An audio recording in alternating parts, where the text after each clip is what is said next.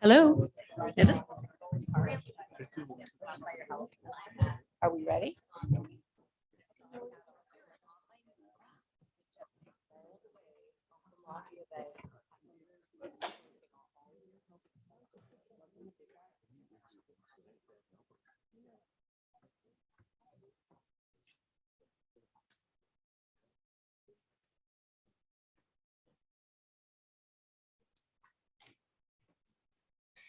Good evening. I'm Rebecca Hawthorne, President of the League of Women Voters, Wayzata Plymouth area.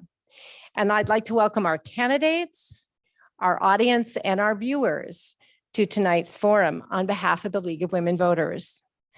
The League of Women Voters is a 103-year-old volunteer nonpartisan organization that encourages the informed and active participation of citizens in government, works to increase understanding of major public policy issues, and influences public policy through education and advocacy. The League does not support or oppose any political party or candidate. The views expressed in this forum tonight are those of the candidates, not of the League of Women Voters. It is our purpose in sponsoring forums such as this to provide you, the public, with the opportunity to hear candidates discuss face-to-face the issues that are important to you. This is a nonpartisan forum. We ask that campaign buttons or campaign t-shirts not be worn, nor signs or literature distributed in this room. Please silence your electronic devices at this time. And now I'd like to introduce you to our moderator for this evening's forum, Melissa Muslinger, a Maple Grove resident and a member of the League of Women Voters, Wayzata Plymouth area. Good evening.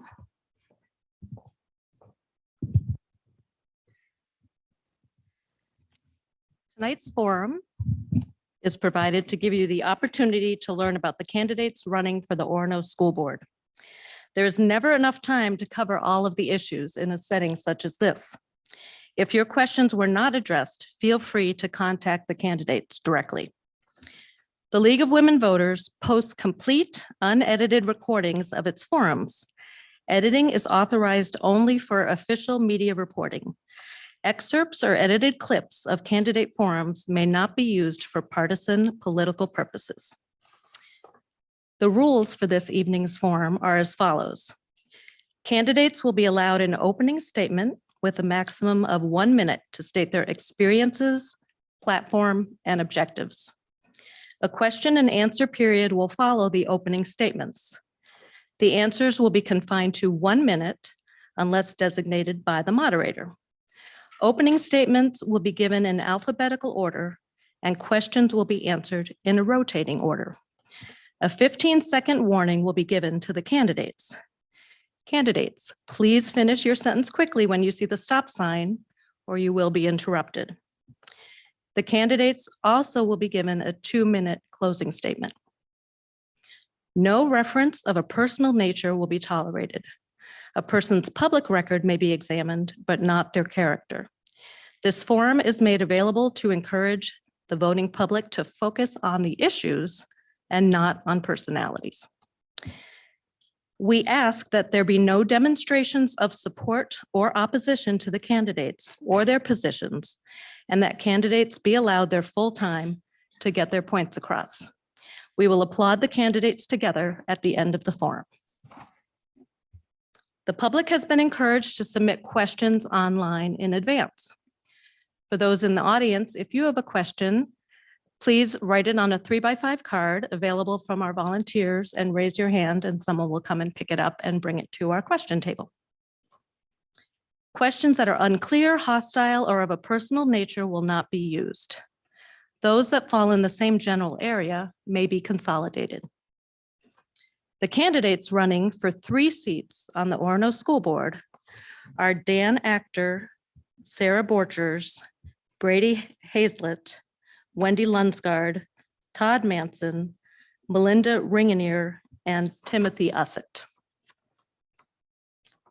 We will begin. Dan Actor, please give your 1-minute introductory remarks. First of all, I'd like to thank the League of Women Voters for hosting this event, and I'd like to thank everyone in attendance for watching online for taking the time to become more educated on the different school board candidates. My name is Dan Actor, and like many other families here, we moved to Orono specifically for the reputation of the schools and their tradition of excellence. We have 2 boys in the district, a 2nd grader and a 4th grader, and I'm running for school board because I'm a caring father, I'm an active community member, and I want to give parents a voice on the school board. When the current school board extended their terms by a year and then they shut down public comment for a year, I think that showed that right when the community needed to feel heard the most, the current school board showed that listening wasn't a priority and transparency wasn't a priority. And I believe now more than ever, our community deserves transparency and parents need a voice on the school board. And with my 18 years of experience in the corporate world, I believe I have the skills, the will, and the drive to be that voice for you, because these are your kids and you deserve a voice. Thank you. Thank you. Sarah Borchers. Thank you. My name is Sarah Borchers, and I'm running for re-election of the Orono School Board this year. I've served on the board since 2014. I am part of a highly effective school board that has kept Orono's tradition of excellence alive, even through very difficult circumstances such as a global pandemic. In the last 2 years, Orono High School has been rated the #1 traditional high school in the state. I'm very proud of that accomplishment. I have a BA and an MBA. I have served on several nonprofit boards, including currently serving on the board of Interfaith Outreach.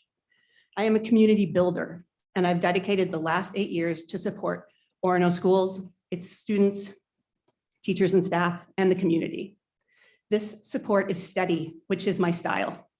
Now more than ever, it is important to have leaders like me who are proven defenders of our Orono teachers and students. It has been an honor to represent you these last 8 years, and I hope to earn your vote again. Thank you. Thank you. Brady Hazlett. My name is Brady Hazlett.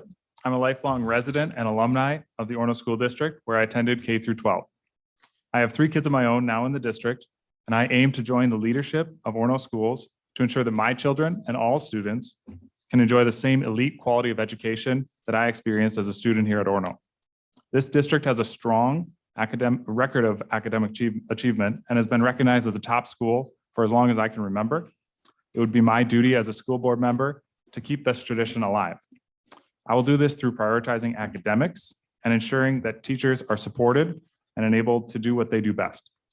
It also takes a village to raise a child, and I want to work hand in hand with that village by prioritizing active communication with the community to make sure that all perspectives are represented and to make sure that we make the best decisions possible for our school. Lastly, I'll operate with unwavering honesty, integrity, and transparency as a board member. Thank you. Thank you. Wendy Lunsgaard. Thank you to the League of Women Voters for hosting this candidate forum. My name is Wendy Lunsgaard. I have lived in the district for over 12 years and I have 2 daughters, a 5th grader and an 8th grader.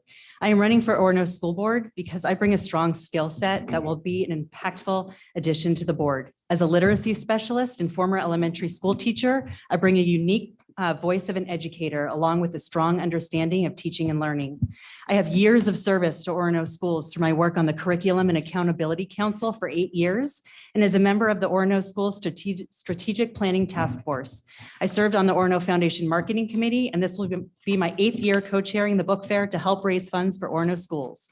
I have a lot of actual board experience. I'm a board member of Decoding Dyslexia, working toward bipartisan supportive literacy bills at the state legislature. I'm a past board member of Giving Women, an organization providing grants to local nonprofits, and I serve as the only woman on the Orono Westonka Girls Hockey Board. With my experience, I will be an effective board member, and I look forward to bringing fresh new ideas to build on Orono's tradition of excellence. Thank you. Todd Madsen. Hi, my name is Todd Madsen. I'm a graduate from Orono in the class of 2000, and my 2 kids will graduate in 2034 and 2036. I'm here to tell you that I think I am the right candidate for the role with both the board experience and the professional experience to do the job well. It's important to remember that this is governance. This is not management. It's not in the schools. This is setting the policy. This is providing fiscal oversight and overseeing the superintendent to make sure that she's meeting her goals of student achievement. To that end, Orono is the #1 public school in the state. I don't think Orono is looking to change.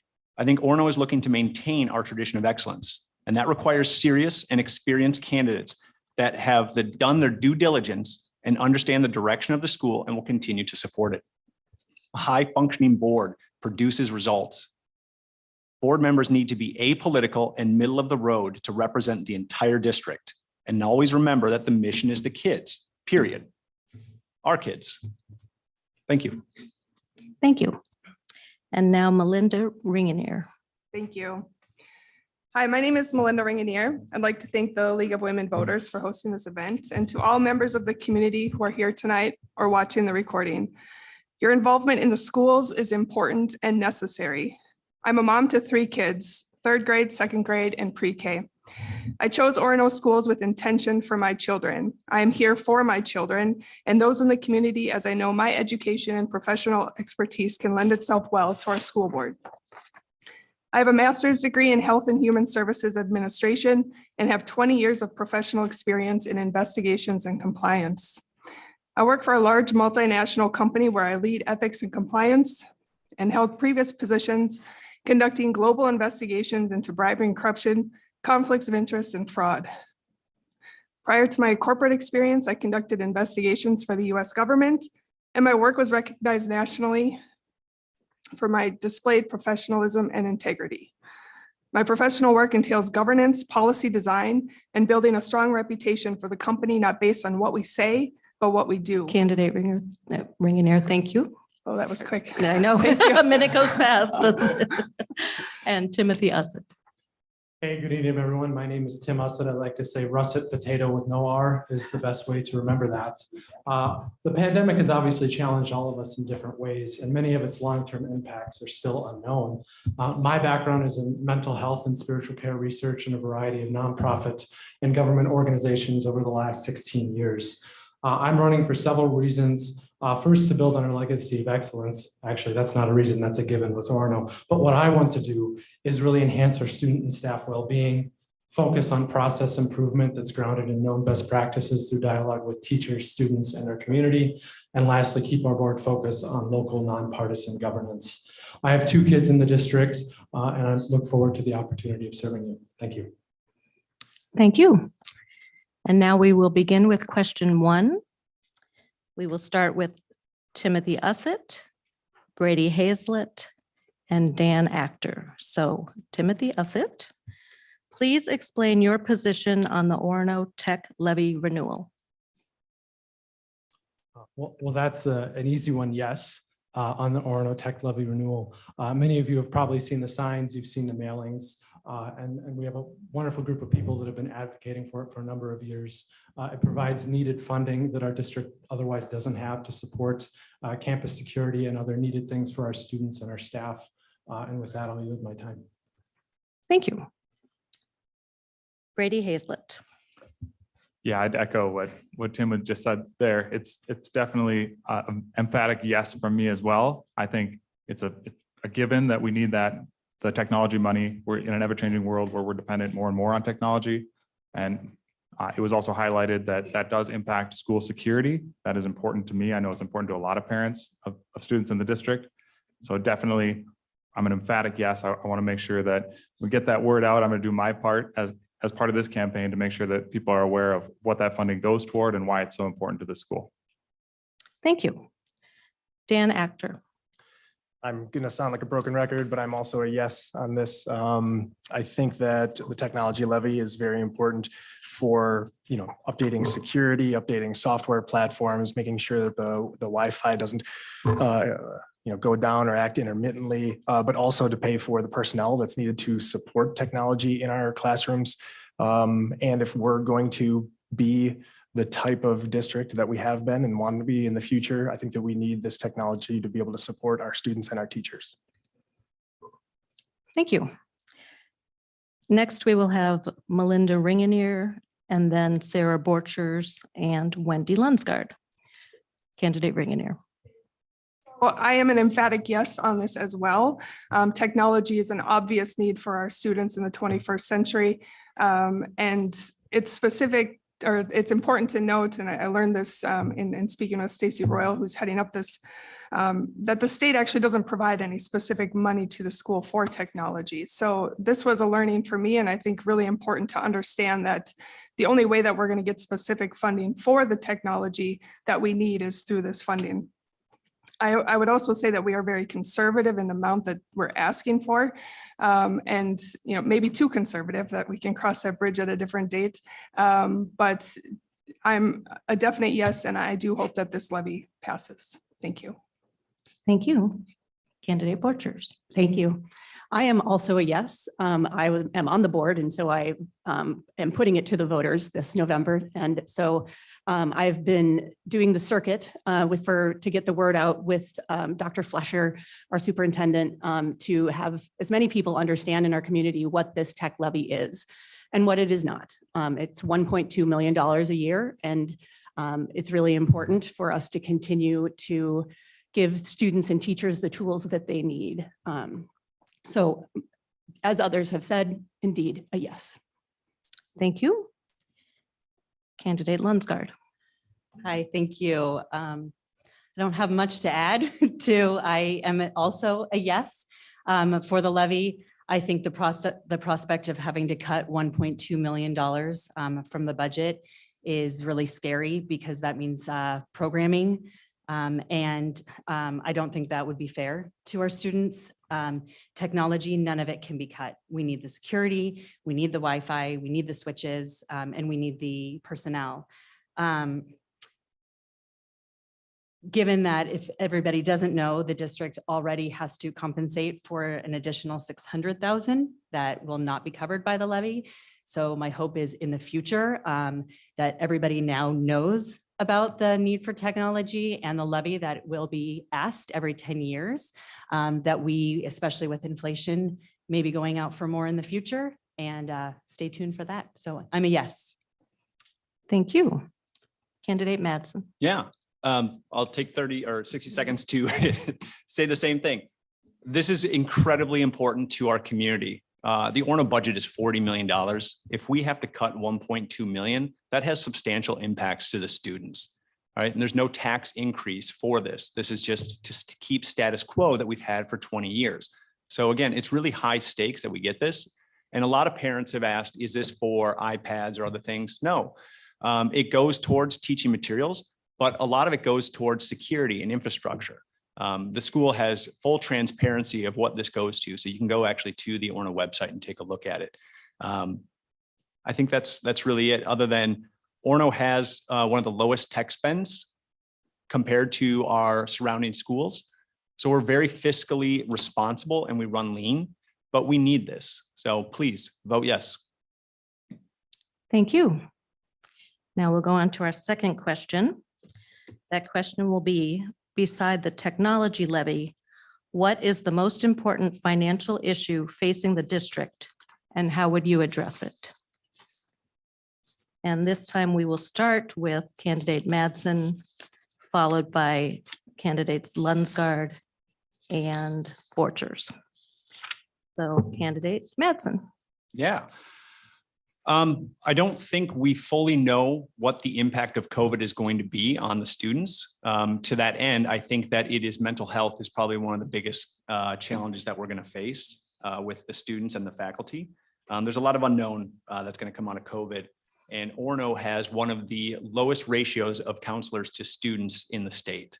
An average school should have about 250 students per counselor. And I think Orono is somewhere around 720 or so per student. So that's something that I think we should be investing in and looking at to help with the challenges that we know of. When we talk to the teachers, we know that we've had some academic impact from COVID, but we also know that the biggest challenge that they're facing is the social impact and coming back into the school environment. So I think that's one of the areas that we need to focus on. Thank you. Wendy Lunsgaard. So that's what I was going to say too. So I'm going to add to it, because I do think coming out of COVID and hearing from the teachers that mental health is the biggest obstacle to learning that they're seeing the kids face. With mental health, being a teacher, I know the requirements in higher education for graduating prospective teachers, and they're very lean. Not enough, especially given the mental health, the rise in mental health issues out there. And so I think a lot of professional development needs to happen. I know the district last year prioritized that for the summer, and through some grant work, they were able to hire some behavioral interventionists to help support students with mental health. But unfortunately, that was just a one-time grant. And so we need a lot more work with that. Thank you. Thank you. And Sarah Borchers. Thank you. So I'm going on a different route. I am actually part, or have been in the past, part of Orono Action, which is our advocacy group. We go to the legislature and try to convince legislators to fund schools.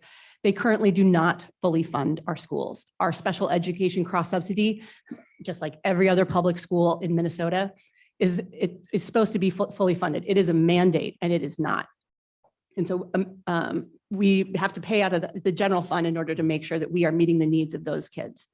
Other things include much of our funding is not tied to inflation. And I imagine most of us know that inflation is a real thing. And so being able to get things like that changed and working with our legislators, is really important. And that takes time and relationship building, and sometimes running alongside them as they're if they're going from meeting to meeting. But that's the biggest financial issue that we're facing. Thank you. And now we will have Dan Actor, followed by Brady Hazlett and Timothy Ussett. Candidate Actor. Sure. I'm also going to change and say a different answer. I actually think the biggest financial challenge facing Orono is actually the confidence in the community of the district's ability to manage the current budget. I don't think it's any surprise that the tech levy failed 2 years ago. And I think it failed because the community in mass, more than 50% of the community was concerned about passing that technology level. I think that this time around, we've done an effective job as a community to communicate the value that the tech levy does confer to the school. So I'm hopeful that it will pass this time, but also, the community sees that for months and months and months on end, our teachers have gone without a contract. And, while the community sees that the teachers are going without a contract, they also see that the current board is spending a lot of money on consultants and lawyers so they can extend their term by a year. And so I think there's a lot that can be done by the board and the community to increase the community that everyone has in the school. Thank you. Brady Hazlett. So in terms of financial obligations of the school, you always want to look through the lens of what does it do for the students? What does it do for their education? So I do agree that we are coming out of a pandemic that has taken its toll on a lot of the students' mental health. So if there's an area of need there, of course, that is one of the things we would want to bolster to make sure that all of our students can have a fruitful experience while they're here at Orono. But also we need to make sure that we're attracting and retaining the best teachers and staff, including paraprofessionals and even bus drivers. So we want to make sure that we're doing what we can to make sure we have everything we need to run a quality school and a quality education at every level, at every position. So if we need to make salaries more competitive, that's something I would definitely look into to make sure that we're attracting and retaining the best talent here at Orono, because we have a reputation to uphold, and a lot of people expect that all those things would be a given. But if that's what's needed, that's what I would prioritize. Thank you. Candidate Ussett. Yes, thank you. So as others have mentioned, I would probably go towards the mental health, but more broadly, the well-being space of our teachers and their students. What we see when we focus on mental health, they bring in more mental health professionals. That's something that's needed, but that really only focuses on treating illness. And what we need to do is we want to create a place where our teachers feel safe, where they feel comfortable. And this isn't unique to Orono, but we've seen in healthcare, we've seen in other helping professions that rates of burnout, rates of moral dilemmas have gone up significantly during the pandemic. And if we don't focus on that from a policy and a funding perspective, I think we're going to pay for it in the long run, both first through our staff and then through our students for our staff, whether it's burnout, whether it's moral dilemmas, whatever it happens to be. And that's really the background that I would bring to the board, is working in that mental health space, knowing what gets in the way from a policy level, and hopefully guiding our board and helping our board to get policies in place that can support things for our students and staff. Thank you. Candidate Ringenier. Thank you. So I'm going to say something that probably is a bit more broad, but I think generally speaking, the biggest financial hurdle that we have ahead of us is the post-COVID environment.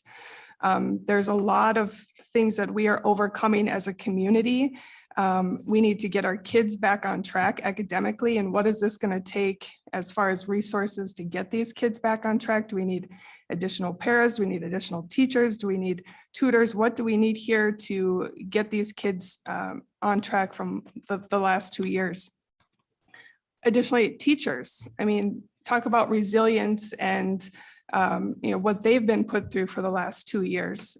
We have tired teachers, we have frustrated teachers, and we need to make sure that they have the space to recover from what has happened in the last 2 years as well. So I think it's yet to be known what the impact of all of this is, but it will be a big impact for the school. Thank you. Moving on to question 3. What should the school board's role be, if any, in determining school curriculum and what is taught in the classroom? And we will start with Melinda Ringenier, followed by Timothy Ussett and Wendy Lunsgaard. Candidate Ringenier. Thank you. So the school board should be representing the values of the community. So the school board's role should be taking a proactive step to engage with the community and understand what are the values and the needs of the community in regards to curriculum. The board can also help to ensure that different teachers of expertise have input into the various curriculum committees. And the board can also help to ensure that we have a nonpartisan curriculum for our schools. I think we can improve as a board and as a school as far as the transparency on the curriculum. There really should be no surprises in the curriculum. Parents should have full access to what is being taught and access, to go and see what is in the class syllabus, and we can really improve that transparency to take questions away from teachers and administration. Thank you. Candidate Ussett.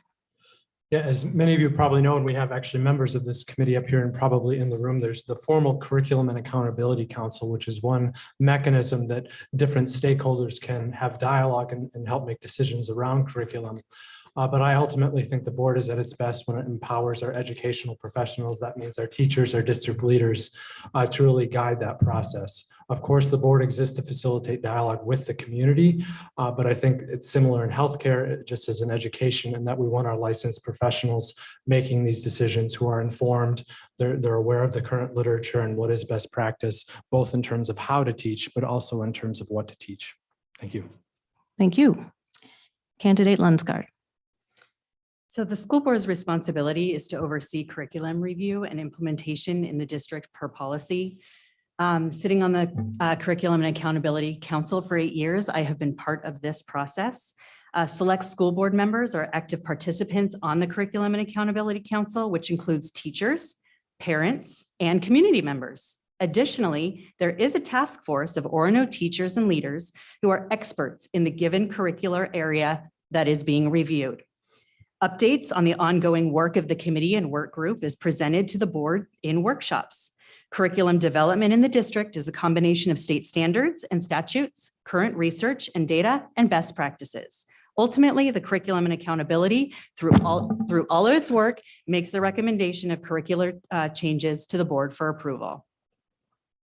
Thank you. Thank you. And next we will have Todd Madsen, followed by Dan Actor and Sarah Borchers. Todd Madsen, please. Yeah. I think outside of Wendy, she's the only teacher. So none of us are licensed educators on the board or candidates for it. The board should be a participant along the way so that they understand why curriculum is being chosen and how it aligns with district policies and goals, its benefits, and what resources will be needed by the educators to deliver that instructional material. As well, a board should be aware of and consider the community values and needs and curricular concerns. The Minnesota Department of Education establishes the disciplinary standards, and the Orono Educators and Curricular Task Force create and adopt that curriculum. The board is there to make sure that the superintendent is meeting and exceeding those state standards. If there are parents concerned about curriculum, Orono has always had open access for parents to work with the child's teacher on content more suitable for them. These are licensed and highly educated professionals creating the curriculum. Think of it this way.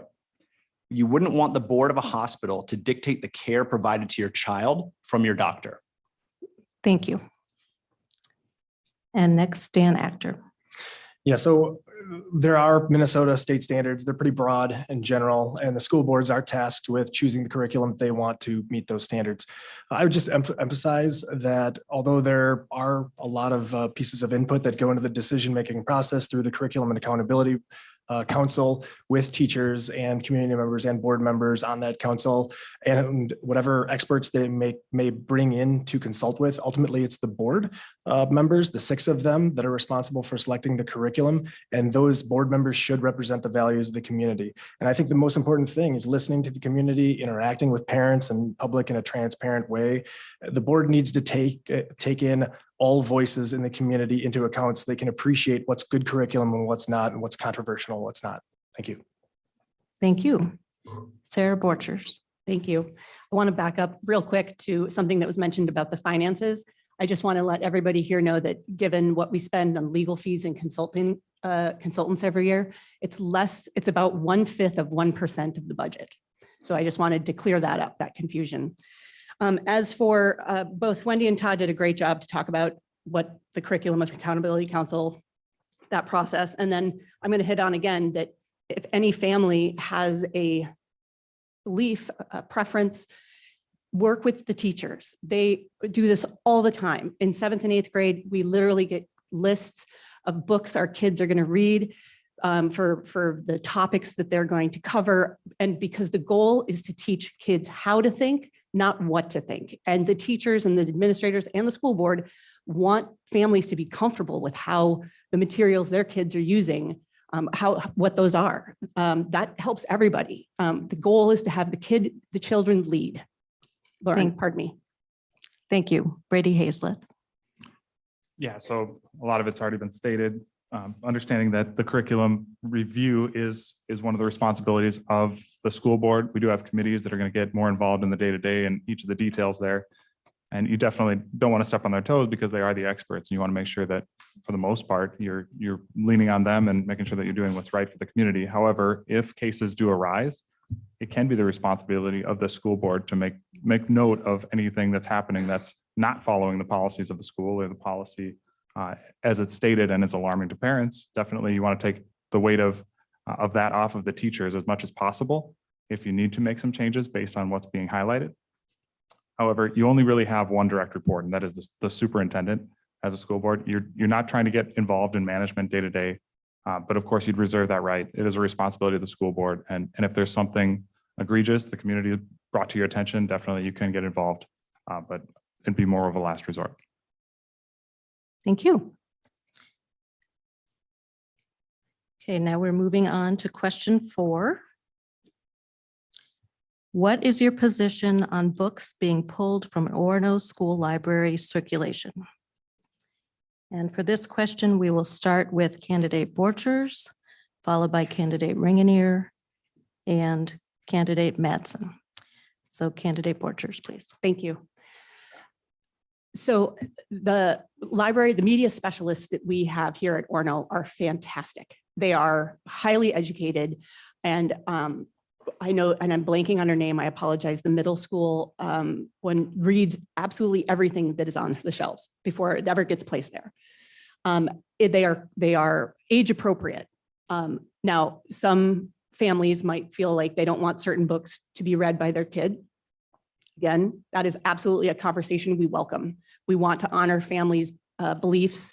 And again, it's about teaching the kids to think, how to think, rather than what to think. And so I don't believe that we should be pulling any books from the library shelves because I trust the staff that put them there. They know what they're doing, and they are experts. And if individual families have a different choice, that's okay. Thank you. Candidate Ringanier. Thank you. So I am not for censorship whatsoever, but I think the question would have to be asked, why are these books being pulled? If it's for covering up history or a version of history. That would not be something that I would support. I'm open to students having all different types of viewpoints and being able to come to their own conclusions.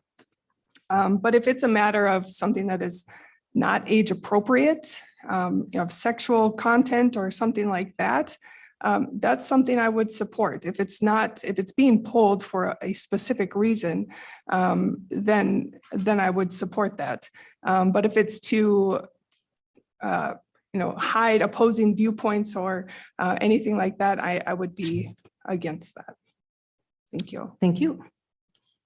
And next candidate, Mattson. Yeah, I'll say what Sarah said, right? We have an amazing literacy specialist that reads all the books and tries to pick age appropriate content appropriate for the schools. So we have a good system in place today. We don't have to be hypothetical about what does that look like. If a parent has an issue, Orono listens, right? The literacy specialist will listen, teachers will listen, the board will listen, the administration will listen. Our goal is to teach them how to learn, not what to learn. There's also a routine process of going through the books and removing old and unused and outdated materials and then donating or throwing those away. I bring that up because throughout the campaign, we've heard people talk about books disappearing from the schools. Part of that was just misinformation of understanding why are books in the trash. Well, there is a process for removing books that are basically destroyed at this point because they've been in there for so long. Thank you. Great, thank you. And next we will have Brady Hazlett, followed by Timothy Ussett and Dan Actor. Candidate Hazlett. Thank you. So definitely, I don't support removing books that are definitely age appropriate and teaching any part of our history. I know it's cliche. You don't want to take history away. If you don't understand history, you're destined to repeat it. I want to make sure that all perspectives are covered. So if we have any sort of literature that, as long as it's age appropriate, and I'll keep mentioning that because if there are specific examples of, say, sexual content or something that's inappropriate for the age that it's being exposed to, or if it's an assigned reading, for instance, that some parents feel is inappropriate, you definitely want to listen to those concerns. However, for the most part, I trust the process. I do think that the books that are in the library are going to be reviewed by a team that is understanding those concerns. And I do also think that you want to have as many as possible, as many forms of media. And I know in this day and age, more of that's turning to technology. So I'm not as alarmed about books disappearing either. Thank you. And candidate Ussett. If I recall my 8th grade English reading list, I believe it included something along the lines of Fahrenheit 451 is not Ray Bradbury, someone else wrote that, the temperature at which books burn. And so where I'm going with this is that I think rather than taking an approach of removing books from a shelf, that's an opportunity for a conversation. Now, if, of course, a parent decides they don't want their student reading a certain book, that's within their rights. But in general, I think when we want to remove things from shelves, that tells more about us than it does about our kids. And I think I'd rather use that as an opportunity to learn and teach and talk and so on and so forth. Thank you. Thank you. And candidate Lunsgaard. When people are trying to push a book out of a library, they're making a decision for everybody that nobody has access to that particular book. It's important for students to have access to books that are age appropriate and present a range of topics from perspectives of all people. It's important for students to see themselves represented in books as well, seeing and learning about those who are different from themselves.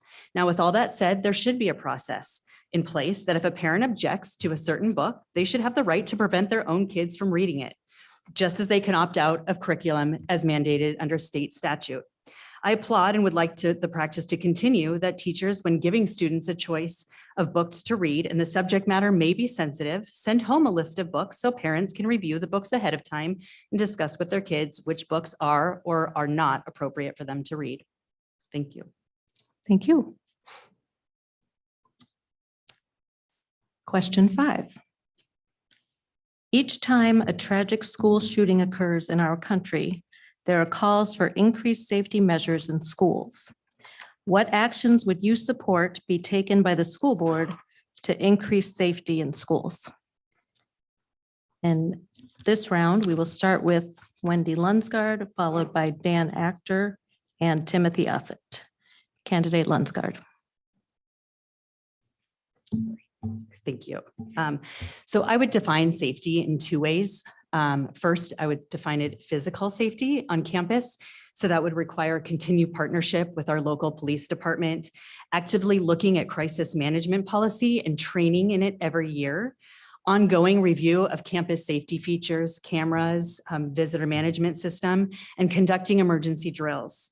I also see it emotionally, continuance of Orono's character education program, review bullying and discipline policies ongoing, and making sure that every child has an adult in the school with whom they feel connected, and making sure that child is being, or making sure that teachers are aware of any red flag warnings, so we can prevent any crisis before it begins. Thank you. Candidate Actor. So I think we've come a long way when it comes to security. So first of all, I'd like to, I think that we should celebrate what's been done up to this point in terms of security and technical controls. But we can always do more. And it's been explained to me that the tech levy will help with that in terms of security. So another plug for the tech levy. And also, you know, in situations like this, you want to be proactive and not reactive. And of course, we all know about the situation in 2018. And what I've heard from teachers and principals is that we learned a ton during that situation. And we've put in a lot of policies and procedures already. And I feel pretty good about our security in our schools. And from a board perspective, it's the board's responsibility to make sure there are policies in place and the administration is implementing and adhering those policies. But on the whole, I feel pretty good about our school security. Thank you. Candidate Ussett. Yeah, others have already mentioned the importance of partnering with law enforcement, the importance of having good policies and procedures. I think when I think more of school shootings, I think more about what are our kids thinking about it now. It's right now, it's something that's happened somewhere else. I hope it never happens here, but I think it's so important for us on the board to, again, enact policy procedures, empower the superintendent so that we can have those conversations even when these tragic things happen somewhere else, because that impacts our kids, it impacts our teachers in terms of how they go to work every day, how they go to school every day. I remember several years ago, I think it's several years ago now, maybe only last year, but the shooting at the Atlanta Clinic in Buffalo, sort of where I grew up, but also someone who's worked in healthcare, and how that really reshaped how I thought about going to work sometimes. And I think it's really important for us to continue and guide those conversations. Thank you. Thank you. And then next we'll have Sarah Borchers, followed by Melinda Ringenier and Todd Madsen. Sarah Borchers. Thank you. So two of the three main goals of our district are character and relationships, the third being scholarship. And I think I, as a board member, have always supported the character and relationships components of those goals, in addition to the scholarship, of course, because those are really preventative in terms of keeping students, staff, and teachers safe. If the teachers literally map out with stickers to make sure that every single kid before the school year starts, every single kid has an adult, that adult will be their main trusted adult, some sort of relationship that they have with that student, just so that they know that they are seen and that they can feel really comfortable and safe. So that's the kind of work that as a board member, I absolutely support. In addition, I would love to have more school counselors for mental health needs for the children, because as Tim mentioned, we've been through a lot. Thank you. Melinda Ringenier. Thank you. So safety is a multidimensional approach. And talking with teachers and leaders in the school, I do get the sense that the state of our security is good. And I feel that, I feel comfortable sending my kids to school, but it's something that we can never take our eye off the ball when it comes to safety. I think when it comes to school safety, one of the biggest things that we can address is the kids' sense of community within the school, that they have a sense of belonging. I know we have a number of student organizations and clubs within the school that create that sense of belonging. And I think those need to continue. And to the extent that we can add more, I think that's fantastic. We also need to have safe avenues for kids to report things that they see or concerns that they have. And building and maintaining good relationships between the police department and the school is absolutely essential. And we always need to be risk assessing and reviewing our safety protocols. Technology, is it the best we can do? Is there something we can do better? And always keep that under review. Thank you. Thank you. Todd Madsen. Yeah, I think there's three things to really consider here. First is on policies and procedures. Orono has worked extensively to be the most prepared possible by partnering with the Minnesota School Safety Center, the Homeland Security Training, and also has an excellent relationship with the Orono PD. From an external component, Orono has moved to ID verification check-in, traceable classroom phones, and security cameras, and is also why the tech levy is so important, because we need funding through voter approval to help pay for these items. And then I think the other is the internal component. The reality is that the most common event is carried out by young males that feel isolated. So what do? We work on creating a culture of safety, and that starts with the mental health and the strengthening the policies related to no bullying, no discrimination, creating an inclusive culture. That's part of our goals with character and relationships, making sure students have an adult that they feel connected with and can go and trust. And that's the everyday safety that we need to create here. Thank you. And Brady Hazlett. Yeah, thank you. So a lot's been mentioned around this on the safety, and I do think we are in a very good state here. We are lucky to have the Orono Police Department so close for proximity, and I think the measures that are in place are great. Some have been reviewed with us, definitely the building security, and some I won't mention because I don't feel like it's worth broadcasting. Some of the other measures that I learned from talking with the principal. But definitely starting with mental health, I think anything we could do around fostering an environment where all of the students feel welcome, safe, and included is absolutely vital to make sure that these students have an outlet. Maybe it's athletics, maybe it's extracurriculars. Try to get these students engaged. And I love hearing the program that if someone maybe didn't have that outlet, there's people on staff at the school that can reach out to those people and make sure that they feel like they have an adult they can turn to and trust. And just get that sense of belonging that everyone deserves here at the school. Thank you. Question 6. What do you think is the biggest challenge to learning that students face? How would you propose to address this? And we will be starting with candidate Hazlett and then moving to Todd Madsen and Melinda Ringenier. Brady Hazlett, please. Yeah, so I guess I'll start with recognizing some of the strengths here at Orono around the academic achievement. I know there's some challenges, but first and foremost, I think Orono schools, there's many things that we can really celebrate, such as the college readiness scores.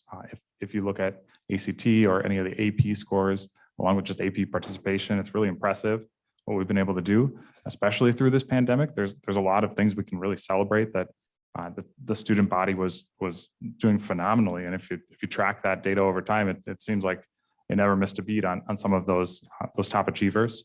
However, I would say one thing that we can definitely address is the standardized test scores and just the participation in those standardized tests. We want to make sure that we're giving every student the opportunity to measure where they're at, as well as highlight any subject that they could improve on. And that's something that unfortunately did take a hit throughout the pandemic. And there's probably a number of reasons for that, but that's one thing that we would want to look into and make sure we address as much as we can. Thank you. Candidate Madsen. Yeah. I think it's a good question. I think that the biggest challenge that our students are facing when we talk to the actual teachers that are providing that education, they say it's the social aspect. So we're just coming out of COVID, and I don't think it should really be a surprise to anybody. Adults are feeling that too, going back into the workplace or re-engaging with people at conferences. Students are feeling that as well. So the school has worked already to address this. Over the summer, they did Camp Emoji, Summer Sparks, Empower You courses to really try to engage with the students and bring them back into a classroom environment and make them understand what it is to be in that social environment again. And I think the school works on this today. It's part of their goals, right? As Sarah already mentioned, character and relationships are 2 of our 3 strategic goals. So in that, we have 5 fundamental classroom practices. The school intentionally teaches academics and desired social emotional skills and character traits to motivate students to make good choices. So we know what the issue is. and Thank we're you. working on it. Thank you, candidate Ringanier. It goes quickly, It doesn't does, it? it does. So I think the biggest issue facing children in learning depends on the child. So I don't think we can say that there's one issue that we need to address. I think we can recognize that every child is unique. Every child has their abilities, their strengths, and others have things that they need to improve on, and that is going to vary from one child to the next. This is why it's great that we have some of the best teachers in the state who can work hand in hand with parents on identifying the unique needs of each kid and working with those children to reach the academic success that each one of them can and will achieve in Orono. Thank you. And then our next succession will be Timothy Ussett, Dan Actor, and Wendy Lunsgaard. Candidate Ussett. Yeah, well, again, I think others have said some really important things. And part of me, when thinking more about this question, I'm not that old, but I always hear growing up and still hear that kids these days, they're always on their, for me, Nintendo 64 now, they're always on their phones. And so that gets me curious when we look at, again, we can see rising rates of depression, anxiety. There's some studies coming out that are showing that's correlated at least with social media use. So then where I'm going with this is what does that mean for us as a community? Because what we know our kids are doing well in high school. We know we can, yes, the pandemic has dropped our test scores, but we know that we have good teachers here. We have good leaders here who can get that back. But I think it's more broadly, how do we continue to engage our kids to face these challenges that we adults have created for them in many ways. So in some ways, the problem might be us. And so I guess the invitation for us here and to all of you is how can we influence and change our behavior towards our kids to further support them? Thank you. Candidate Actor. Yeah, I'm going to repeat a lot of what you've already heard. Every child is unique, and thank goodness for that. And in that uniqueness, different children learn in different ways. They learn in different paces. And I have seen just some phenomenal teachers here at Orono be able to customize and tailor different subjects for the different children and go at different paces in the same classroom. And in addition to that, in order to learn, children need to feel safe and welcome and valued by teachers, but also in students. So the social component is a huge element to learning.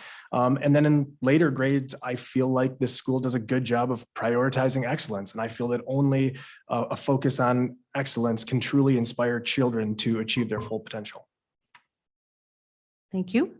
Candidate Lunsgaard. I believe that reading is the biggest challenge. If a student can't read well, he's going to struggle with his math, science, let alone mental health. Orono, like most schools in the country, uses a balanced literacy approach to teaching reading and writing.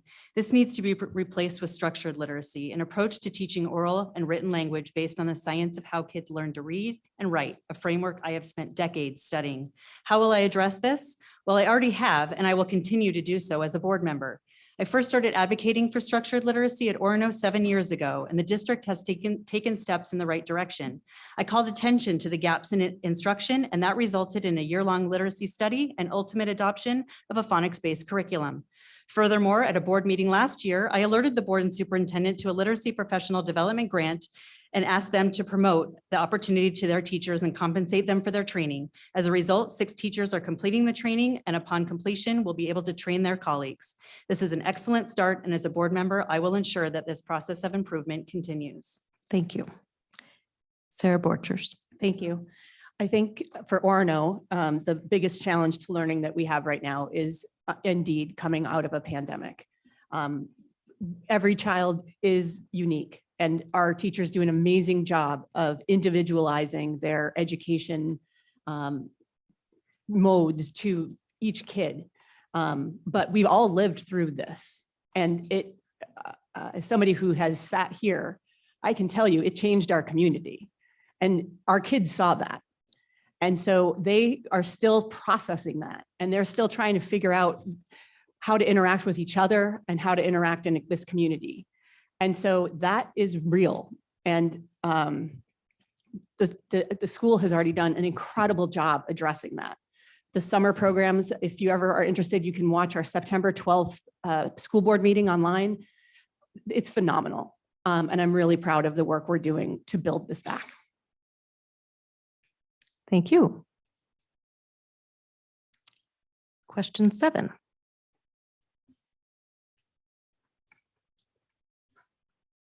Orono School's Classrooms of Character approach integrates 6 pillars of character with a focus on supportive relationships and cultural competency. What are your recommendations for building an inclusive culture at Orono schools for every student, including students of color and LGBTQ students? Please be specific.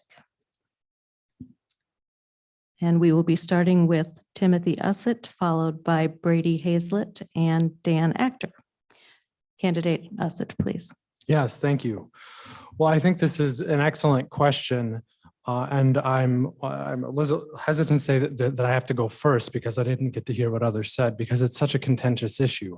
I imagine all of you are running through your talking points, your heads, your beliefs on this. And I knew the other candidates and the teachers saw this the other night, but I think ultimately what the pillars of characters come down to quote Ted Lasso, is that we need to learn to be curious and not judgmental. And I think that's what we're doing in Orono. I think that's what we need to continue to support from a board perspective, because our kids are going to go many places in the world. They're going to encounter people who are different from them. And my hope for my kids and for the rest of our kids here is that they can go into a room and be able to listen to someone else and hear their perspective about their life without projecting onto them their own experience, as I think we see so often at the national level, and especially in political circles. So if our kids can do and I have to stop. Thank you. Thank you. Brady Hazlett. So I'd say every student here at Orono deserves a welcoming and supportive environment, as well as feeling safe, as we mentioned earlier. And that's just regardless of their background. And I don't like the idea personally of singling out any specific background, because you can treat everyone with that same respect. And if there are policy changes that help create this welcoming and supportive environment, I would definitely entertain those. Now, I also operate with the golden rule, and I know my kids had a hard time with that initially. They were taught that in the Discovery Center, but treat others the way you want to be treated. That doesn't mean this kid was hitting me, he wants me to hit him back. But definitely you want to treat everyone the way you'd want to be treated, because that is vital to a good academic experience here, a good experience in any facet here at Orono, is just to feel welcome, included, and that applies to everyone here at Orono. So if there are policies, I'm open to definitely looking into those, but I support a high expectation environment, because I want to get the best out of every student. Thank you. Dan Actor. Sure. So the school board is responsible for governance and policymaking. Now, inside those bounds of policymaking, I'm 100% committed to making sure that every child feels safe and welcome and valued while at school. It's one of the reasons why I personally love the pillars of character. I mean, right there in the pillars, we have respect, fairness, caring, and citizenship. And those 4 pillars do a great job of setting the stage for diversity and inclusion.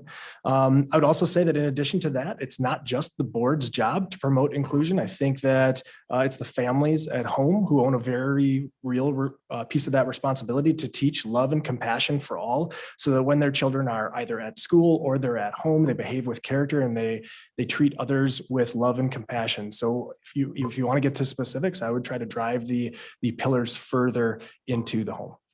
Thank you. Thank you. And next we'll have Melinda Ringenier, followed by Sarah Borchers and Wendy Lunsgaard. Candidate Ringenier. Thank you. So all children belong in Orono, all children, period. It's important to make sure that inclusion is a piece of our education. It also goes back to the safety component. In my work, in my professional life, I am a recognized ally to the LGBTQ+ community, and I'm proud of the work that I've done and the journey that I'm on in continuing to learn from. I recognize a parent's role also in raising good humans. This is not just the role of the school. We need to respect that parents can and should be having discussions with their children on real-world topics. Now, I think the question was specifically asking for how you would do this. I would look for opportunities to improve transparency on these important topics by outreach opportunities with the community and allow parents the opportunity to have discussions or how to have these discussions on these important topics on their own terms. Thank you. Sarah Borchers. Thank you. So first off, I just want to give a plug that the character program is not funded by the state or federal dollars. It's all private donations. And so this community has cared about the character program for many, many years and shows that by financially supporting it. And I just want to thank the community for that. I think that one of the things we often survey just new graduates, what they wanted more of from Orono. And they say that they were academically set for if they went to four-year colleges and pretty much set in everything other than cultural competency.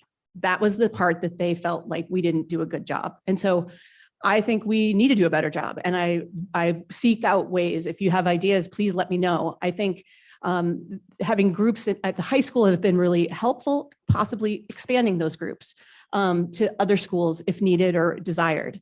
I think that there are lots of ways we can do that that are inexpensive and organic. Thank you. Thank you. Wendy Lunsgaard. Would you repeat just the question? Oh, yes, of course. Okay. What are your recommendations for building an inclusive culture at Orono schools for every student, including students of color and LGBTQ students? Please be specific. Thank you. So as everybody up here said, having a welcoming space for all students to feel safe, represented, seen, heard is really important. I think the teachers need to be sensitive to allowing for references, background knowledge, background experiences from all students and hearing from all perspectives. I would love to have listening sessions where student voices can be heard. They are the ones on the ground and they have the pulse of what is happening in the schools as well.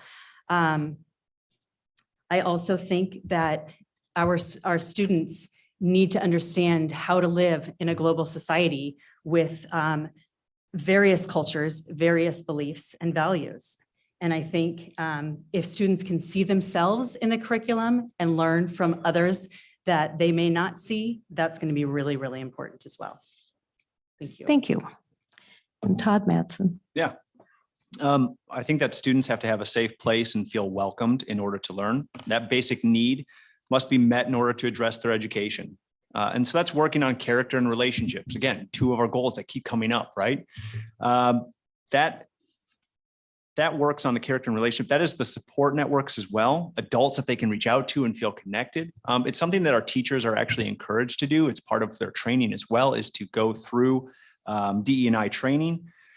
But what we also do is there are mandates. The Minnesota School Desegregation and Integration Rule, Orono works with Wayzata on a plan for racial integration and for working on the disparities in academic achievement amongst all students, whether that's gender, disability, English learners, et cetera. So we work on this already. We've identified this as a community as things that we care about, but we also follow because it's state mandate. Thank you. Question 8. What are the best measures of student achievement? And we will start with Todd Mattson and then move to Wendy Lunsgaard and Sarah Borchers. Yeah. Candidate Mattson. That's a hard one because there's a lot of different data points to try and do that. Our goal as a school is to try and make the kids the most prepared for when they leave here. So we could take the MCA standardized testing and try and make that the data point, or we could take AP tests and try and make that at the data point. There's a bunch of others so that we can do. I think what we look at are some of the stats of 91% of our kids go to a 2 or a 4-year university. 6% go to some other trade or military. I think that that level of students going to some other post-secondary trade or school is a really high indication that we're creating good students. Thank you. Thank you. Candidate Lunsgaard. Thank you. So I think we need to think about what defines student achievement. Is this academics? Is this character? Is this responsibility? Is it just looking at the whole child? And how do we define student achievement? I think the teachers do a really excellent job of looking at the whole student, taking in a variety of data, not just state standardized testing, not just national testing, and not just benchmark, but then looking at that data and saying, you know, this isn't matching with what I'm seeing. So not just relying on one data point, but looking at all and understanding why a child may not be achieving, whether socially or academically, and really empowering the teachers to intervene where they find it most necessary. And I think the teachers know what they find to be the most effective data for each child. Thank you. Sarah Borchers? I think I completely agree with Wendy. While we can look at graduation rates like 99% last year, or the percentage of students that took the AP that got a passing grade last year was 65%, which is extraordinary. Those are data points, and we take all of that data together to understand how we are doing and where we need to improve. But it's really individualized. If you have a student that has really struggled, but they've grown, they may not be considered proficient by a certain test that mandated from on high. But if that teacher has seen this student go from here to here, that is success. That is worth celebrating. And so it's really individualized by our amazing teachers. And I compliment them on their extraordinary work. Thank you. Thank you. Next, we will have Dan Actor, followed by Brady Hazlett and Timothy Ussett, excuse me. Dan Actor. Yeah, so student achievement on an individual level, it really matters where that student is in their learning journey. You know, on the younger levels, it really is the teacher's assessment of that child and how they're doing, whether or not it's reading or math, whether or not they're meeting the standardized testing scores. If it's as upperclassmen, it is some of those other measures, whether or not it's the AP scores or their own individual, you know, GPA or ACT scores. And testing or state testing is very important. And sometimes along the way, you have to compare where the child is now to where they came, right? Are they growing? Are they learning? Are they getting better? And I think that's one of the things that our school does really well at, because we have great teachers, we have great resources, and we have families that stress education. Thank you. Thank you. Brady Hazlett. Yeah, definitely. There are a lot of key measures once they get into that high school for college readiness. You can look to those, but I tend to agree a lot with what Todd had mentioned there is we are a school that's fantastic, that we do have nearly 90% of the students going on to a four-year degree, which is great. That's a lot of academic achievement there.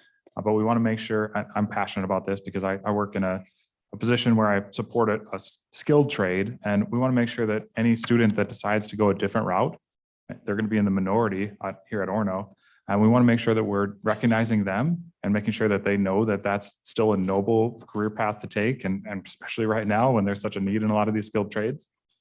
And really, I think part of it is just their attitude and their confidence as they leave Orono schools. I think it's really important that we empower them with just that knowledge that they're really set up for success when they leave this school, whether or not they were a top performer in academics. Thank you. Candidate Ussett. Yeah, I think this is a tough question. I graduated in 2008 with my four-year degree. And many of you probably remember what happened economically at that time. And I think the paradigm of our world is shifting in terms of what do kids do? Do you go to a four-year college? Does it pay off? Even if you're a high academic achiever, because I think some of those the costs of that, the job market isn't the same as even what it was 10 years ago. So I think achievement, yes, we still need to pursue appropriate metrics, continue to pursue academic excellence. We're essentially near the top anyway, but I think the so what or the unknown is how that will change, and that we're a top institution for kids now, but as our world continues to change, how will we adapt and then really teach our kids to adapt to a changing world? And unfortunately, I don't know how to do that. So that's kind of the so what in the dialogue. Thank you. Thank you. Melinda Reginier. Yeah, it's an interesting question because I think actually if we wanted to try to measure student achievement at Orono, probably we couldn't gauge it for 5, 10, 15, 20 years post-graduation. You know, how did they go on to be successful adults, and how did that education at Orono play itself out over the course of the next phase of their lives? So when we look at, you know, student achievement, what does the student want? What is their success? What is their goal in the next phase of their lives? Because again, kids are unique and it's going to vary from student to student. I think a good starting point is looking at the metrics of the AP test or the AP involvement. How are we doing on the test scores, graduation rates, et cetera, can kind of give us a gauge. But really, when they leave Orono, we want them to be a well-rounded member of society. And again, probably can't measure that for years after graduation. Thank you.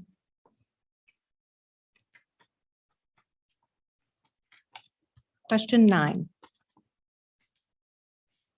If you could affect change in only one area of focus within the school district, what area would it be and why?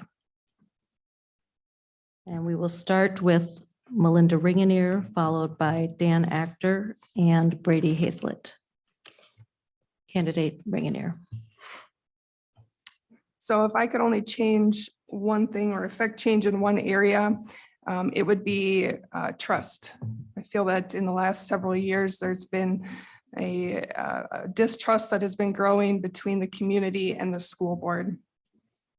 Bottom line, parents are responsible for their children, and a lack of trust in schools is creating more work for teachers and administration by way of increased questions and needing to address concerns. We can also see this lacking trust between the larger community and the school by way of the tech levy. Now, we've seen this fail now twice for an obvious need of technology in our district. And it makes me question why. Why does a community vote down such an obvious need for our community? So I can only go back to there needs to be trust that is built again between the community and the school board. Thank you. Thank you. Candidate Actor. So I'm going to go one step before trust. And I think the one thing that I would hope to affect change is just transparency in the process. I think that our parents that have kids in the district, they're adults, right? They're not children, and they deserve to see, for lack of a better term, they deserve to see how the sausage is made at times so that they can have trust in the process. And when they, kick the tires, they want to know that behind there is a solid vehicle. And so the things that I would specifically do is I would bring back open public comment at every single board meeting so that people could make comments to the board, and that all of those comments would be visible to anyone that wanted to access them online or view the live stream. I would also try and make meeting minutes from committee meetings published so that if anyone questioned, hey, this wasn't discussed at a board meeting, can I see the meeting minutes? Yes, you can. They're published right here, and right now you can't. So I think those two things I would work to affect change on. Thank you. And Brady Hazlett. So a lot's been said about trust. And I already just mentioned that stigma that may come with someone who doesn't go to that four-year college right after high school. So I won't address those, but I do think we do have a lot to address with the learning loss that happened throughout the pandemic. So that's not something we can just snap our fingers and do, but that's something we just need to figure out creative ways, like a lot of what was done with credit recovery over the summer. There may be some additional programs that allow these students to catch back up. So that's one thing I would definitely prioritize, and keeping mental health in mind as this happens. These kids, they're challenged every day. There's a lot of stress on these students. So especially the ones that have fallen behind, we want to make sure that we're being mindful of the challenges they have and offering programs that can help catch them back up and give them the confidence for what's next. Thank you. And then next we will have Todd Madsen, followed by Wendy Lunsgaard and Sarah Borchers. Candidate Madsen. Yeah. Mine's going to be funding, but before I get there, I just want to make a comment. We talk to the community a lot, and we hear a lot about transparency and trust. And I think it's worth just understanding is that whenever a board has quorum, that is legally public. And we have working sessions with the board. Those are open to the public. Nobody goes to those. That's where you see the sausage made. So I just kind of want to put that out there. But on a funding side, I think it's working with legislation so that they understand the schools need more funding. And it's one of the best investments that you can make into a community. The money that you put into a student comes back quite a big fold into the community and further on in their lives. So that's where I think that's the one thing I would change. Thank you. Wendy Lunsgaard. So I would probably say reading, but since I already talked about that, I'm going to go a different direction. And I'm going to say communication, I think, can be improved. I've heard from parents who are concerned about a perceived lack of transparency from the district. I would see this as an area improvement for the school board with the administration to make sure parents in the community are aware of major issues that they're dealing with, whether it's construction or policy or curriculum or budget, and that a process be developed to communicate where the district is within those bigger decisions, including posting minutes of committee meetings. All of the board meetings are posted online, as well as links to agendas and recorded meetings. I think the technology referendum didn't pass because of a lack of transparency. We were in COVID, we weren't hosting coffees, we weren't door knocking, and there can be lessons learned on how we communicated during COVID that should be carried forward. My belief is that this would go a long way in increasing the awareness of how a district and school board work and help build more trust with all stakeholders. Thank you. Sarah Borchers. Thank you. So if I could affect change in one area, it would be in mental health. I just want to share that in our last community survey, 85% of residents, not just parents, but overall residents, believe that Orono Schools does a good job communicating with them. And that's actually up from 2019. 94% rate the quality of Orono Schools as excellent or good. So the majority of people feel like we're doing a good job and we're communicating with them. However, I do know that, as we've talked about before, students are coming back after a huge disruption and they need additional mental health supports. And I would love to have more state funding from that. They had a $7 billion surplus that they just didn't do anything with, and it could go to schools to help the students. In addition, teachers feel a little under attack right now, our teachers, where only 25% of parents went to curriculum night at IS, at intermediate school the other night. And so people who want to show up are showing up, but the teachers don't feel like they're being heard. Thank you. Oh, you're looking at me. Okay, I was waiting for audio. Listening, learning, maybe. I would say our vision here in Orono is to empower students to maximize their life potential. We're already doing that very well in our academic space. Many of us here, I married into the district. Many people here moved into the district saying, I wanted to go to Orono schools. So we already have that reputation. But I really think for us to meet our vision for our kids and our staff is to become a leader in that student and staff well-being space. So that's what I would support. And that's what I think we need to work towards from an affecting change perspective, from a policy and a governance level. Because yes, the academics are great, but I think it would be great for Orono to become a district that people say, I moved here because I knew they take care of their teachers. Not that we don't. I don't want to say that, but that we're truly number one, they take care of their students, and that people can hear that and come here for those reasons. Thank you. Thank you. This will be our final question.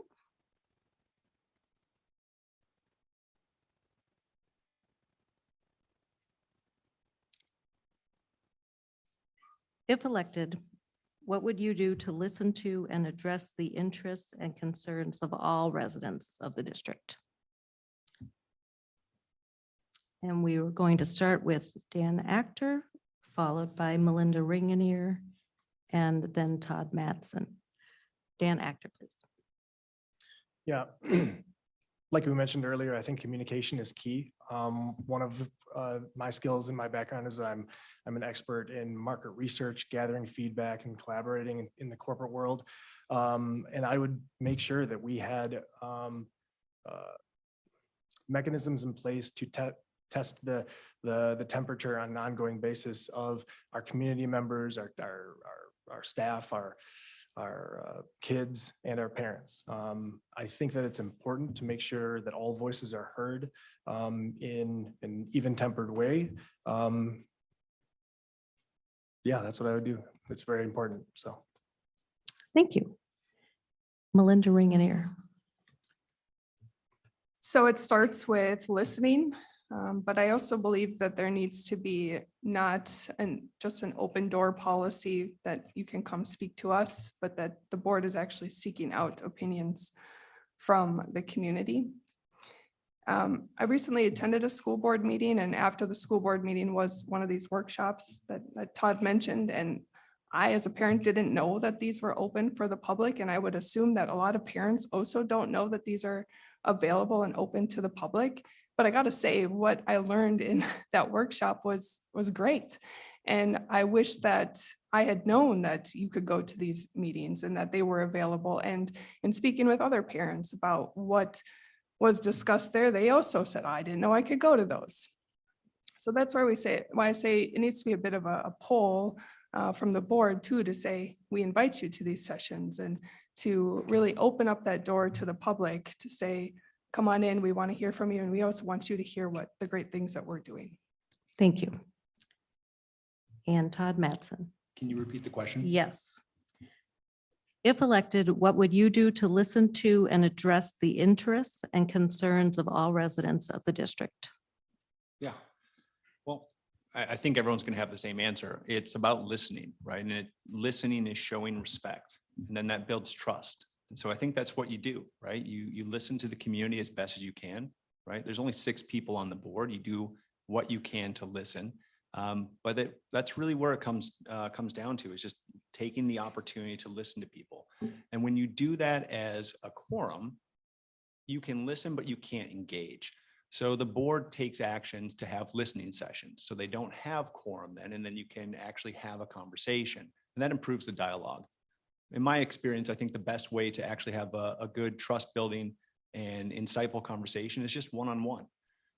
So I encourage people to reach out and have that discussion, but I think we can also be proactive and engage with the community. Thank you. Thank you. And then we will have Sarah Borchers, followed by Timothy Ussett and Brady Hazlett. Sarah Borchers. Thank you.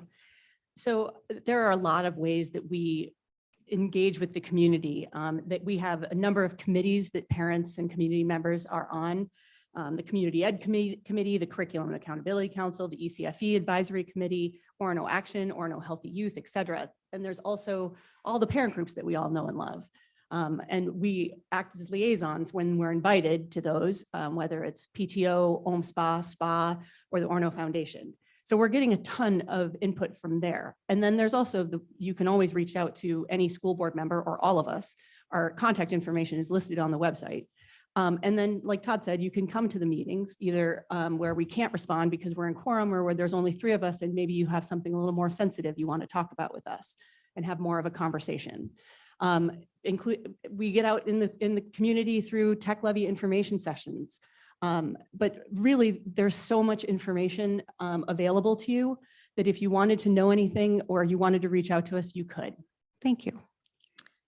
Timothy Ussett. Well, taking a risk, I've facilitated a lot of group therapy over the years. And part of me that wonders, yes, there's engagement with the board and communities, but I even wonder what would it look like for us to have parents that think very differently in rooms together with members of the board or other members of leadership and have some more authentic conversations. Again, talking about our fears, talking about risk, because it's one thing when we have different groups of people engaging different parts of our educational apparatus and organization. It's another when we get different groups of people with very different beliefs having authentic conversations. And that's something that I think I would bring to the table and encourage, because ultimately that's what we need to have. It's us as a community that once we work out our stuff, we'll stay, keep it kid language, with one another, we may be able to better serve our kids and our teachers. Thanks. Thank you. Brady Hazlett. So yeah, definitely it starts with listening. I think listening sessions were an absolutely great addition, but I do think some was lost when you don't have the ability to really hear what other people are saying in this community. And I think the format did change throughout some controversial periods last year, and definitely with people with busy lives. I know myself, I relied on the recordings of business meetings, and lots lost as it was mentioned. When you talk about the working sessions where more discussion, active discussion is actually taking place, I would have loved to have something like that as a recording. I didn't have those to reference going onto the website, and definitely other committee meetings. If there can be more shared in a way that's accessible to more parents and more residents of this community, I would actively look to do that. And also you want to consider the teachers as part of that community. I just wanted to mention, that's one more thing. You just don't want that lost. They have a lot of, their ear is on the ground, specifically on the education front. So definitely want to listen to them as much as possible as well. Thank you. And Wendy Lunsgaard. So, I also believe it starts with listening. And I think it's really important to, in our listening and considering all sides, taking into account the experts and their viewpoints, having debate and dialogue. And I think when we're listening to people in the community and what they want, we also have to remember that interests of families, and I feel like this as a school board, as a potential school board member, interests of my family are different than the responsibilities of making decisions for all kids.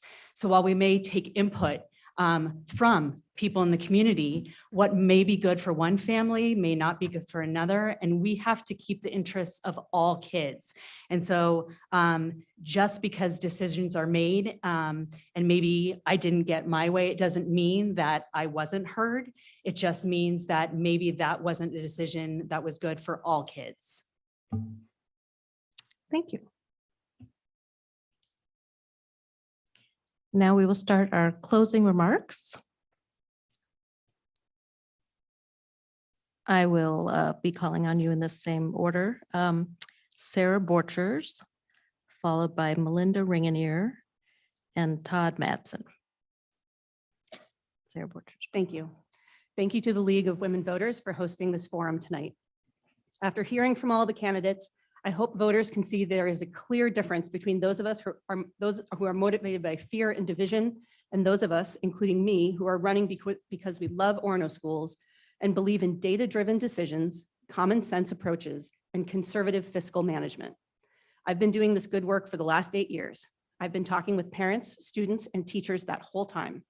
Some may not agree with me, but it doesn't mean I'm not listening. My job is to make decisions that are best for all of our kids, not stay in lockstep with outside political organizations.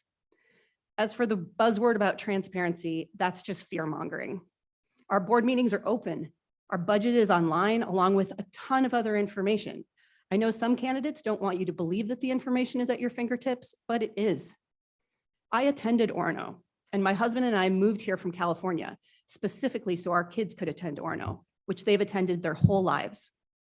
They are now both in high school, which means we have seen from ECFE to 12th grade what Orono Schools has been able to offer our children. The school leaders before me established a tradition of excellence that all of our kids benefit from, and I have upheld these traditions for 8 years. With 2 incumbents, Bob Thunheim and Martha Vandeven, stepping off the board, this will be a big change for our district.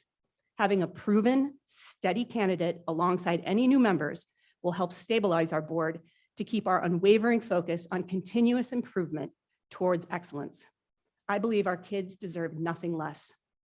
I hope I have earned your vote. I look forward to serving this community another term.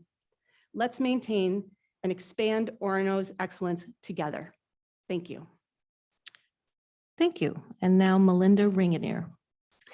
Thank you for your time today to discuss these important topics. The reputation of Orono schools is excellent. It is worth upholding and is worth improving. We can and should celebrate our successes. Simultaneously, we should admit our shortcomings, and we should be a district that looks for solutions rather than excuses. I believe all students can achieve academic excellence, and through the great work of our teachers, each child's unique needs can be identified and learning catered to help them meet their goals. I'm committed to an honest and common sense approach to governing schools, and in a way that all kids, let me emphasize all kids, feel welcome, safe, and have access to the education they need to make them successful in the next phase of their lives. We need a school board that respects boundaries between a family's responsibility of raising a child and the school's role of educating the child. A school board that knows academic excellence, inclusion, and parental involvement are possible without political agendas. A board that sees the value of diversity in thought, transparency, and building on our reputation, not based on what we say, but by how our demonstrated, unfettered determination in the academic excellence of every child. I take ethics seriously. I know that optics are important in public service. I understand the importance of stakeholder consultation and transparency in decision-making and building trust. And this is where I know I can make positive strides in improving the level of distrust that is manifested between the community and the school board over the last couple of years. By taking proactive steps and being an open book on what is happening in the schools, parents are able to make the decision for their families whether Orono Schools is the right fit for their family.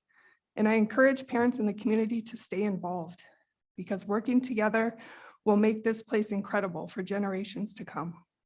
I ask for your vote this fall for the Orono School Board. Thank you. Thank you. Todd Madsen. Thank you. I have both the board experience and the professional experience to do this job right. My board experience, long-term facility maintenance, policy review and development, maintaining compliance, federal, state, and local, approving budgets, creating special assessments, working through community concerns, and collaborating. Professionally, I build out multi-billion-dollar budgets. I build out strategies across all organizational functions, from HR to finance, risk, compliance, and operations. And I work from the board and the C-suite to the frontline managers and everywhere in between. I think about how we continuously improve a large, diverse organization, and I have to communicate, collaborate, and build culture across many different backgrounds, viewpoints, values, and concerns. And I know that the most important thing is to have trust, and people need to see you as fair and neutral, and that no one feels that there are hidden agendas. So yeah, I have a ton of experience to be able to do this job well. I want to comment on what we have today as well. We have a high functioning board and administration that attracts the best teachers and faculty, and it has for many years. This is why families outside the district come here and why properties get snatched up.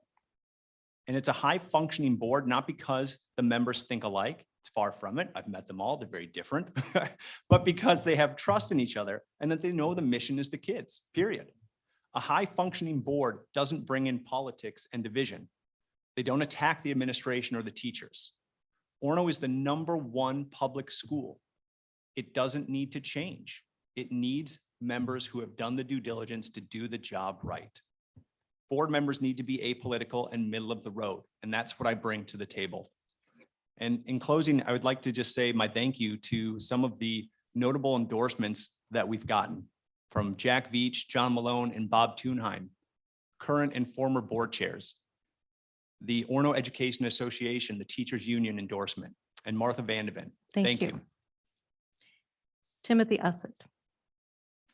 Well, thank you all again, both to our hosts, the League of Women Voters, and to you all for coming here, and to those of you joining us on the television or in the recording afterward. I believe my work in the government and nonprofit sector uniquely qualifies me to pursue the priorities that I have for the Orono School Board, namely enhancing student and staff well-being, focusing on process improvement grounded in dialogue and best practice, and keeping the board nonpartisan. I have graduate degrees in pastoral care, marriage and family therapy, public health administration and policy, and I'm going for another round, for my third round at dear old U, for a PhD in health services research. I think I bring a lot to the table. I'm a bit of a one-trick pony in that you keep hearing me say student and staff well-being. That's my angle, that's why I'm here, and I'll continue to be here no matter the results of the election. So thank you all again, and have a good evening. Thank you. Wendy Lunsgaard. Thank you. Thank you to the League of Women Voters volunteers for bringing this forum together, and to the audience and viewers at home for taking the time to get to know the candidates. I'm thankful for the amazing teachers and school system that embody Orono's tradition of excellence, and it has made Orono the #1 traditional public school in Minnesota.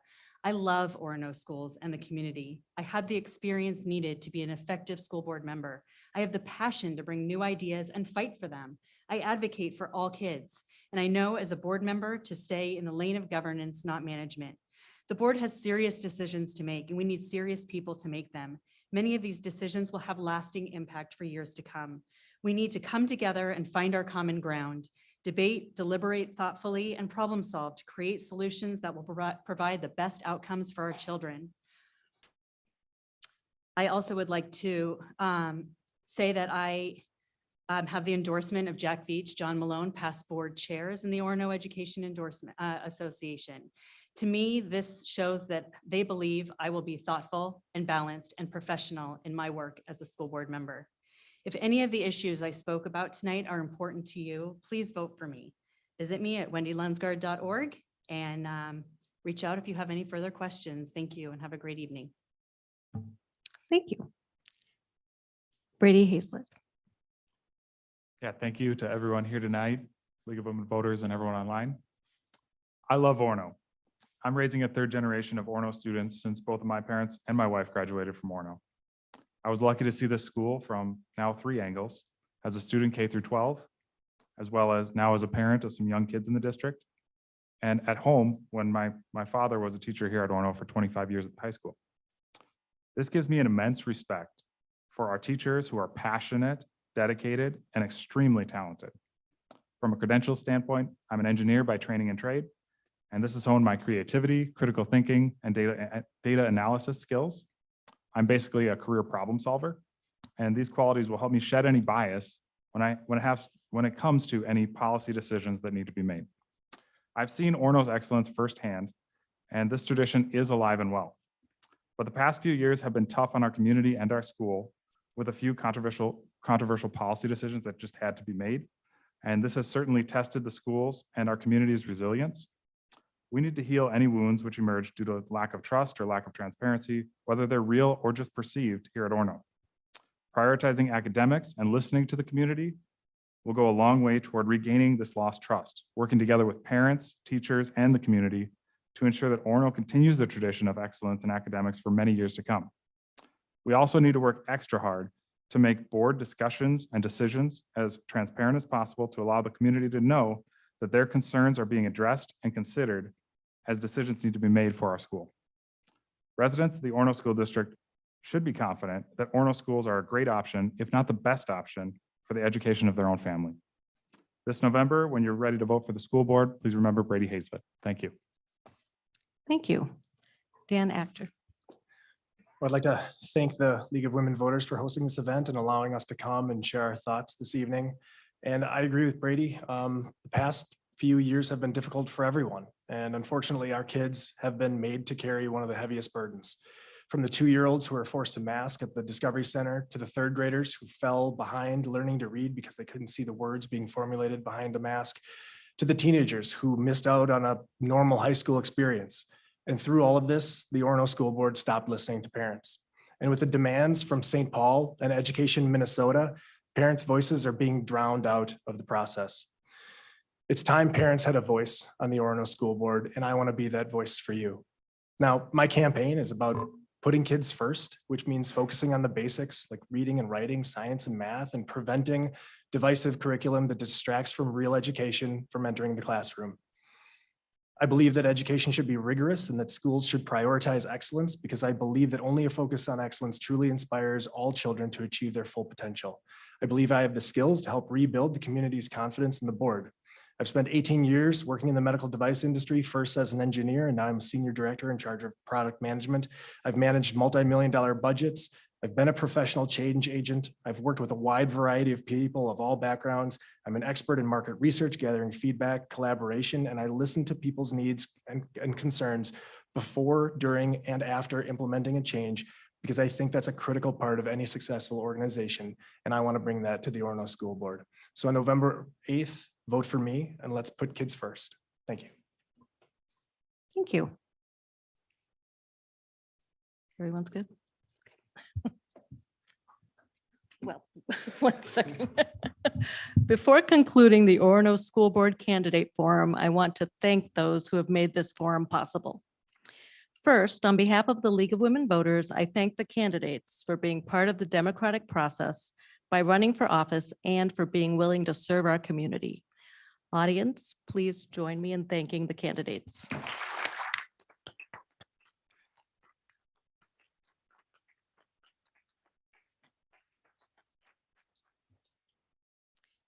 Thank you also to the League of Women Voters volunteers, our audience here, and those viewing us online for your participation in the forum. And thank you to the Orono School District for supporting this event. We wish to acknowledge and thank Lake Minnetonka Communications Commission for live streaming and recording tonight's forum as well. On-demand viewing can be accessed at our website, lwvwpa.org. For additional election information, we encourage you to visit vote411.org, the League of Women Voters award-winning one-stop shop where voters can register to vote, find the polling place, and learn how candidates stand on issues. Please vote in the November 8th election by absentee ballot or in person. Early in-person voting is already underway. And remember, your vote is your voice. The League of Women Voters welcomes new members, both women and men. And again, you can visit our website, lwvwpa.org. Thank you and good night.